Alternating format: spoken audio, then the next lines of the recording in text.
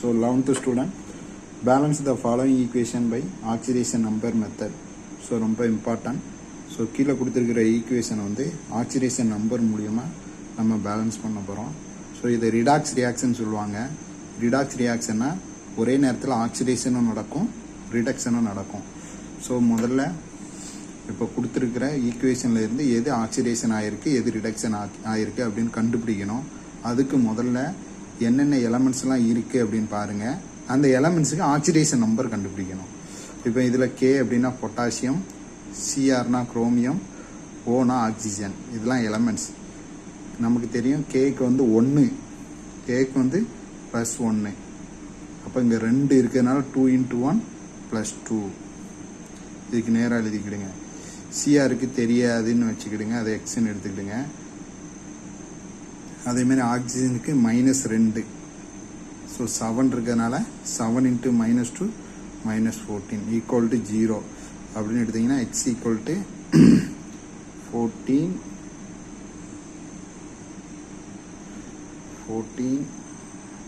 So இங்கே எக்ஸில் வந்து ஒரு குரோமியத்துக்கு எக்ஸு, 2 குரோமியம் இருக்கிறதுனால 2xங்கிறத கரெக்ட் பண்ணிக்கிடுங்க. ஸோ 2x வரும். அப்புறம் 14, இந்த +2 அங்கே போனால் -2. So x = 12/2. ஸோ 6. ஸோ குரோமியத்துக்கு வந்து +6. ஸோ இதுக்கு +1, இதுக்கு -2. ஸோ இதை வச்சு தான் கண்டுபிடிச்சிருக்கோம். ஸோ இதுக்கு +1 இருந்தால் இது -1. ஸோ ஞாபகம் வச்சுக்கிடுங்க, ஒரு மாலிகுலுக்கு நீங்கள் நம்பர் எல்லாம் போட்டதுக்கப்புறம் இது எல்லாத்தையும் ஆட் பண்ணால் 0 வரணும். அதனால் அதை கவனிச்சிக்கிடுங்க. இப்போ இதில் எல்லாத்தையும் நீங்கள் ஆட் பண்ணிங்கன்னா 0 வரும்.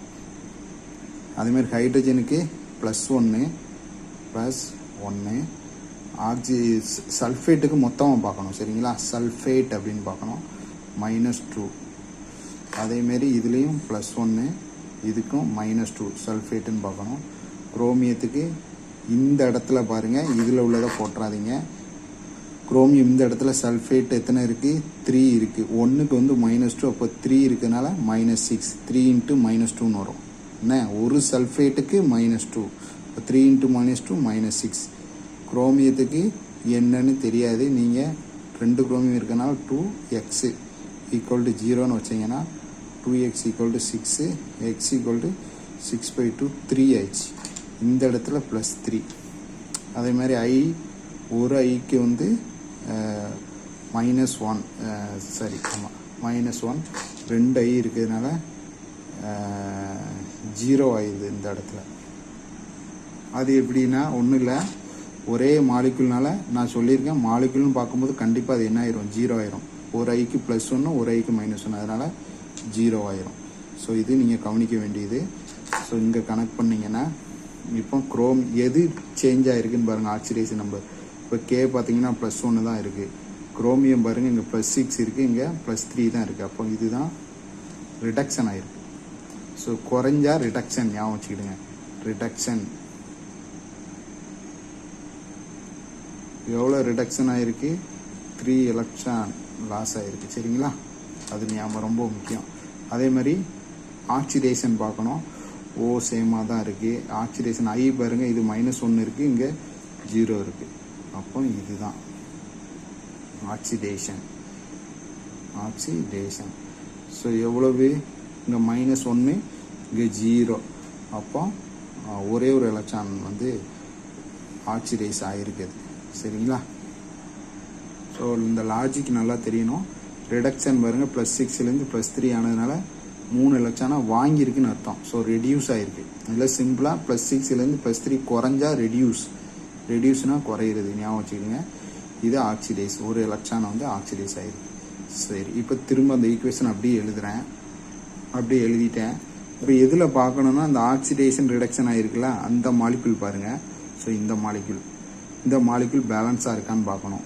K2 இங்கேயும் 2 இருக்குது, இங்கேயும் 2 இருக்குது. CR2 இங்கே 2 இருக்குது, இங்கே 2 இருக்குது. ஸோ பேலன்ஸாக தான் இருக்குது. அடுத்தது ஐக்கு வாங்க. பத்துறாதீங்க. இதில் அந்த எலமெண்ட் மட்டும் பாருங்கள். இங்கே CR 2 இருக்குது, இங்கேயும் 2 இருக்குது, முடிஞ்சுது. வந்து பாருங்கள், இங்கே 1 இருக்குது, இங்கே 2 இருக்குது. அப்போ இந்த இடத்துல மட்டும் 2 போடுங்க, சரிங்களா? நெக்ஸ்ட்டு வந்து இப்போ இது எத்தனை எலக்ட்ரான்? 3 எலக்ட்ரான். இது எத்தனை எலக்ட்ரான்? ஒரே ஒரு எலக்ட்ரான். ஸோ இது 3 எலக்ட்ரான் வாங்கியிருக்கு, இது ஒரு எலக்ட்ரானை கொடுத்துருக்கு. அதுதான் கான்செப்ட். ஸோ அப்போ இதை இங்கே கிராஸ் மல்டிப்ளை பண்ணணும், ஐக்கும் இதே சியாக இருக்கும். ஸோ அடுத்த ஸ்டெப்பு பாருங்கள். ஸோ அடுத்த ஸ்டெப்பில் இந்த எலக்ட்ரானை கொண்டு இங்கே போயிருக்கணும். ஸோ ஒரு எலக்ட்ரான் தான்.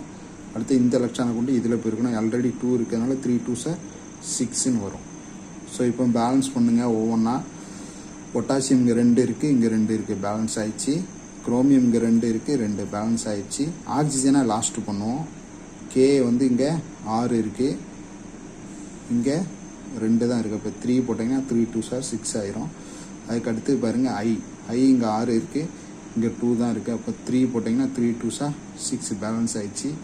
ஹைட்ரஜன் அதை விட்டுட்டு நீங்கள் சல்ஃபேட்டு பாருங்கள்.